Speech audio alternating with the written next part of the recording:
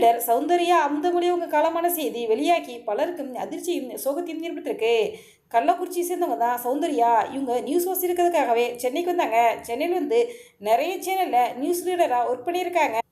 சௌந்தர்யா தன்னுடைய கம்பீரமான குரல் வளத்தோடு செய்தி வாசித்தது மூலம் மிகவும் பிரபலமானாங்க அப்படின்னு சொல்லலாம். சௌந்தர்யா உங்களுக்கு கடந்த 6 மாதமாக புற்றுநோய் பாதிக்கப்பட்ட நிலையில் அதுக்கு சிகிச்சை பெற்று வந்தாங்க.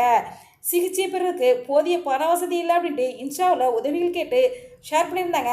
இந்த நிலையில் தமிழ் செய்தி வாசிப்பு சங்கத்தின் மூலம் 5 லட்சம், தமிழக முதல்வர் மு.க.ஸ்டாலின் அவர்கள் மூலமாக 5 லட்சம் ரூபாய் வழங்கப்பட்டது. சௌந்தர்யா ரொம்பவே மனதைரியமாக இருந்தாங்க. இந்த நோயிலிருந்து நம்ம சரியாயிருவோம் அப்படின்ட்டு சிகிச்சை பெற்று வந்த சௌந்தர்யா முதலியவங்க யாரும் எதிர்பார்க்காத ஒரு சூழ்நிலையில் சிகிச்சை பெறன்றி இப்போ காலம் இருக்காங்க. இவங்க காலமான செய்தி வெளியானது பலருக்கும் அதிர்ச்சியும் சோகத்தையும் ஏற்படுத்திருக்கு. சௌந்தர்யா அமுதமொழியவங்களுடைய உடல் நாளைக்கு கள்ளக்குறிச்சியில் நல்லடக்கம் செய்யப்பட இருக்குது. பலரும் சௌந்தர்யா குடும்பத்திற்கு ஆழ்ந்தரங்களை தெரிவிச்சுட்டு வராங்க. எங்களுடைய சேனல் சார்பாக ஆழ்ந்தரங்களை தெரிவித்துக் கொள்கிறோம். இது ஒரு பக்கம் இருக்க பழம்பெரும் நடிகை எம்.என். ராகவன் அவங்களுடைய மகள் நளினா அவங்க சென்னையில் மாரடைப்பால் காலமாக இருக்காங்க.